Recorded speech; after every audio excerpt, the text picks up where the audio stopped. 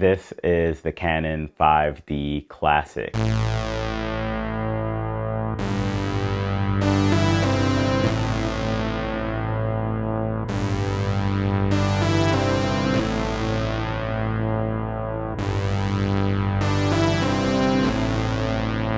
Alright, so I'm gonna do a quick video, or maybe not so quick, I don't know how this is gonna turn out, about the Canon 5D Classic, also known as the 5D Mark I. It's the original OG Canon full frame camera body.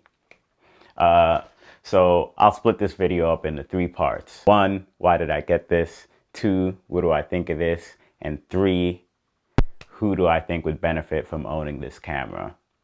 So first thing, why did I get the Canon 5D Classic in 2017? I just got it out of curiosity. So I never owned a full frame camera before. I'm shooting on a Sony a6300 right now. Before I had my a6300, I was shooting on a Canon 60D. And before that, I was shooting on a Micro Four Thirds camera, a GF2. So this was my first experience with the actual full frame sensor. And I just wanted to see, are those benefits that people talk about from having full frame really real, right? So let's talk about how this camera performs. It performs okay. The focusing system is old. So it doesn't perform as well as something like my a6300 for autofocus. The raw files are dated, so you can't do that much in post. You can change things a little bit, but if you start to push it, you're gonna see the image degrade really quickly versus files out of like a newer Nikon, Canon, or Sony with the newer sensors and the newer raw formats. You're just gonna be able to do way more in post with a newer camera than this one. As far as its build quality though, its build quality is amazing, right? Like it's really rugged. The thing is super heavy. Like you can tell like this thing is not going to break. And this camera is so old and I have complete confidence in it. And that's one of the things about those older cameras, those older Canon and Nikon cameras. You really are confident in the build quality that you're gonna get. And that's why it's still around for me to play around with after all these years, right? I think overall the performance is fine.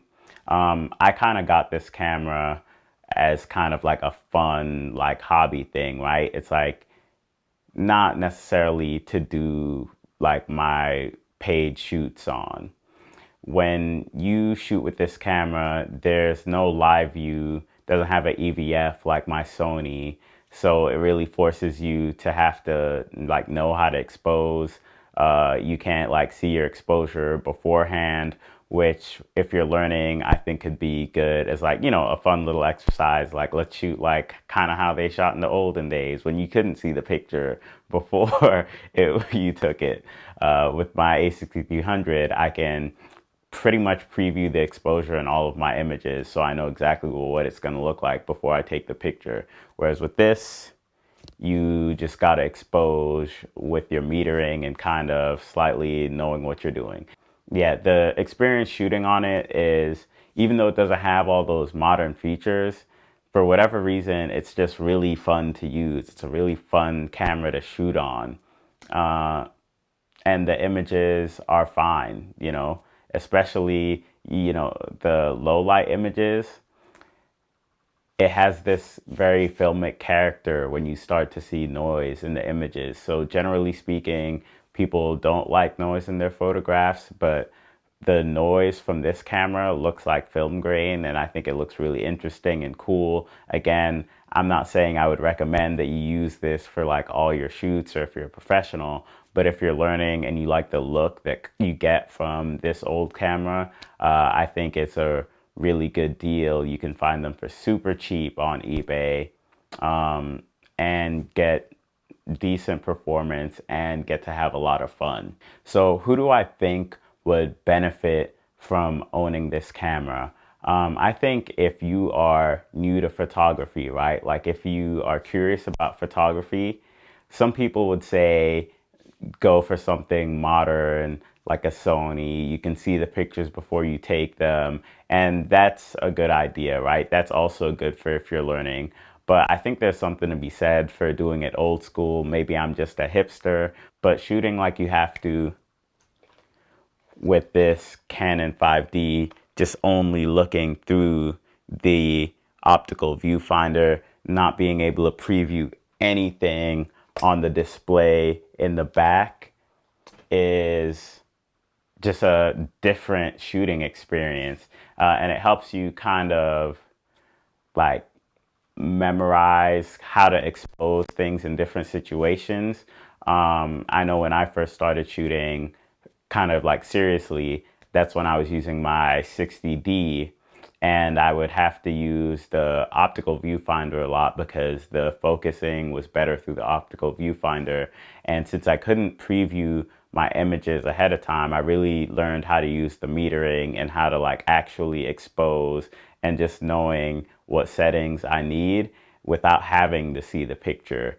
And that, it's up in the air at this point whether or not that's useful, because in modern cameras, you don't need to do that necessarily. So, it's up to you whether or not you think that's like a good thing to do or a bad thing to do, but it's definitely an option. And if you want to try full frame and you don't have a lot of money to spare, this is also a great option because of how cheap it is. So I think if you're someone who just wants an extra camera to have some fun with, like maybe you're shooting on a lot of mirrorless modern cameras or whatever, and you miss that old schoolness, but you don't want to like get a Leica or something, like this camera is kicking it pretty old school and it's really fun to shoot on. Also, if you are new to photography and you want something cheap, you can get this camera body, a nifty 50 or like Yongnuo 35, which I also reviewed. You could check that out in the description. Yeah, you could get into taking really cool looking photos for very little money and just start shooting and having fun. So I think it's good for like, maybe an extra camera to just shoot around or have fun with, or if you're a photography beginner who's not afraid of losing some of those modern features and you want to learn old school, this could be a really good choice for you. So if you have any experience with the Canon 5D Classic, 5D Mark I, original Canon 5D, share it with us in the comment section below. Also, if you have any questions, feel free to ask them in the comment section. If you found this video helpful or informative, go ahead and give it a thumbs up. Check out some of my other videos. I'm going to have a playlist of videos where I did some shoots with my Canon 5D Classic, so you can go and check those out and see what kind of stuff I've done with it and what kind of stuff you can get out of that camera.